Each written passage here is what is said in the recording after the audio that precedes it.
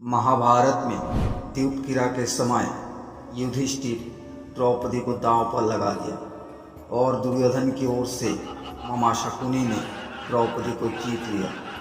उस समय दुशासन द्रौपदी को बालों से पकड़कर घसीटते हुए सभा में ले आया। जब वहां द्रौपदी का अपमान हो रहा था तब भीष्म पितामह, द्रोणाचार्य और विदुर जैसे न्यायकर्ता और भी महान लोग बैठे थे, लेकिन वहां मौजूद सभी बड़े दिग्गज मुंह छुपाए बैठे रह गए। द्रौपदी को घसीट कर लाया जा रहा था। तब तक भी द्रौपदी को यह भान नहीं था कि मेरा चीरहरण होने वाला है। जब दुर्योधन भारी सभा में द्रौपदी की साड़ी उतारने के लिए कहा तब द्रौपदी को एहसास हुआ कि संकट बड़ा है। उस वक्त उन्होंने अपने सबसे प्रिय मित्र भगवान श्री कृष्ण का नाम पुकारा। हरि हरि अभयम कृष्णा अभयम। उद्धव गीता या उद्धव भागवत में श्री कृष्ण के सखा उद्धव उनसे इस संबंध में कई सवाल करते हैं। आइए जानते हैं। जब उद्धव जी पूछते हैं, हे कृष्ण, तुम द्रौपदी के पुकारने का इंतजार क्यों किया? तुम तो पांडवों के अत्यंत प्रिय मित्र थे। बांधव के रूप में उन्होंने सदा आप पर पूरा भरोसा किया। कृष्ण, आप महान ज्ञानी हैं। आप भूत, वर्तमान या भविष्य के ज्ञाता है, किंतु अपने सच्चे मित्र की जो परिभाषा दी है, क्या आपको नहीं लगता कि आपने उस परिभाषा के अनुसार कार्य नहीं किया? आपने धर्मराज युधिष्ठिर को द्यूत खेलने से क्यों नहीं रोका? चलिए ठीक है कि आपने उन्हें नहीं रोका, लेकिन अपने भाग्य को धर्मराज के पक्ष में भी नहीं मोड़ा।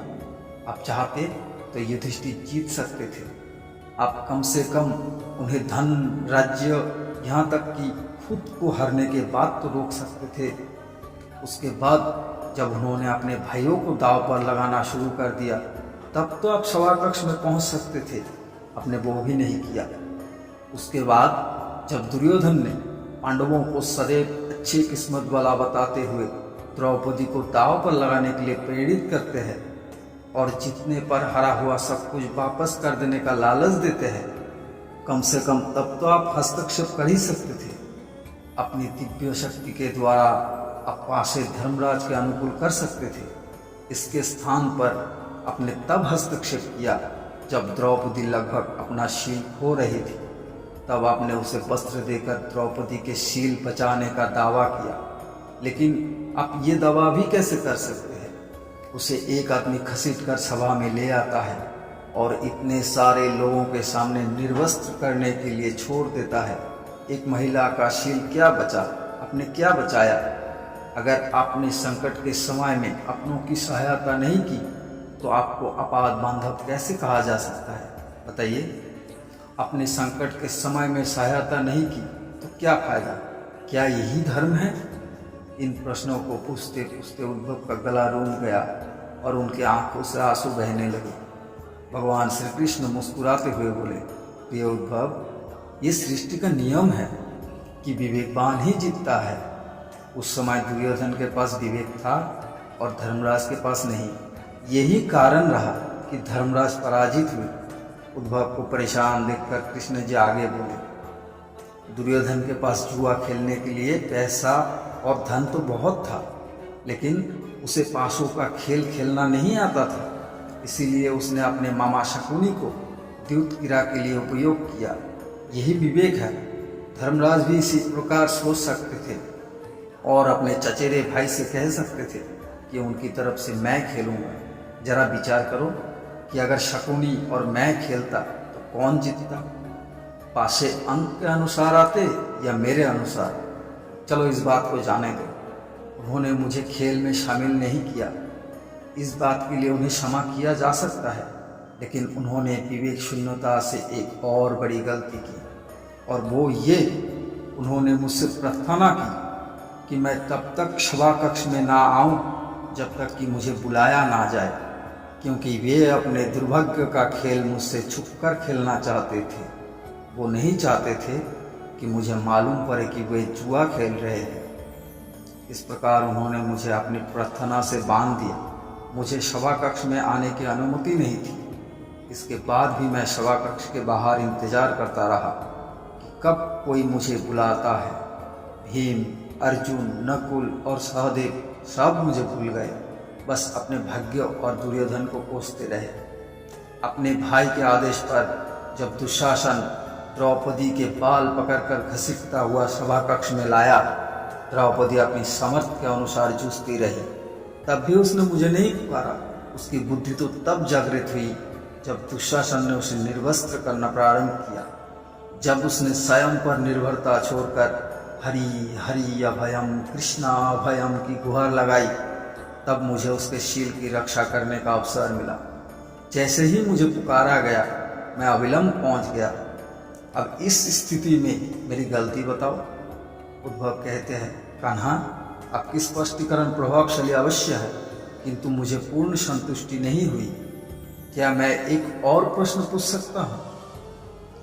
कृष्ण की अनुमति से उद्धव ने पूछा। इसका अर्थ ये हुआ कि आप तभी आओगे जब आपको बुलाया जाएगा। क्या संकट से घिरे अपने भक्तों की मदद करने के लिए आप स्वयं नहीं आओगे? कृष्ण जी मुस्कुराते हुए कहते हैं, उद्धव, इस सृष्टि में हर एक का जीवन उसके स्वयं के कर्मफल के आधार पर संचालित होता है। ना तो मैं इसे चलाता हूँ और ना ही इसमें कोई हस्तक्षेप करता हूँ। मैं केवल एक साक्षी हूँ। मैं सदैव तुम्हारे नज़दीक रहकर जो हो रहा है उसे देखता हूँ। यही ईश्वर का धर्म है। तावला होकर उद्धव कहते हैं, वाह वाह, बहुत अच्छा कृष्ण। तो इसका अर्थ ये हुआ कि आप हमारे समीप खड़े रहकर हमारे सभी दुष्कर्मों का निरीक्षण करते रहेंगे। हम पाप पर पाप करते रहेंगे और आप हमें साक्षी बनकर देखते रहेंगे। आप क्या चाहते हैं कि हम भूल करते रहे, पाप की गांठरी बांधते रहे और इसका फल भुगतते रहे? तब कृष्ण जी बोले, उद्धव, तुम शब्दों के गहरे अर्थ को समझो। जब तुम समझकर अनुभव कर लोगे कि मैं तुम्हारे समीप साक्षी के रूप में हर पल हूँ, तो क्या तुम कुछ भी गलत या बुरा कर सकोगे? तुम निश्चित रूप से कुछ भी बुरा नहीं कर सकोगे। जब तुम ये भूल जाते हो और ये समझने लगते हो कि मुझसे छुपकर कुछ भी कर सकते हो, तभी तुम कठिनाइयों में फंसते हो। धर्मराज का अज्ञान ये था, उसने माना कि वो मेरे जानकारी के बिना जुआ खेल सकता है। अगर वो ये समझ लिया होता कि मैं प्रत्येक के साथ हर समय साक्षी के रूप में उपस्थित हूँ, तो क्या खेल का रूप कुछ और नहीं होता? उद्धव मंत्रमुग्ध हो गए और बोले, प्रभु, कितना गहरा दर्शन है, कितना महान सत्य। प्रार्थना और पूजा पाठ से ईश्वर को अपनी मदद के लिए बुलाना तो महज हमारी परभावना है, किंतु जैसे ही हम ये विश्वास करना शुरू करते हैं कि ईश्वर के बिना पत्ता भी नहीं हिलता, तब हमें साक्षी के रूप में उनकी उपस्थिति महसूस होने लगती है। गड़बड़ तो तब होती है जब हम इसे भूलकर सांसारिकता में डूब जाते हैं। तो मित्रों, ये था आज के वीडियो पसंद आए तो लाइक कर दीजिए। चैनल पर नए हो तो चैनल को सब्सक्राइब कर दीजिए, ताकि आने वाले हर वीडियोस का नोटिफिकेशन आपको मिलते रहे। जय श्री कृष्ण।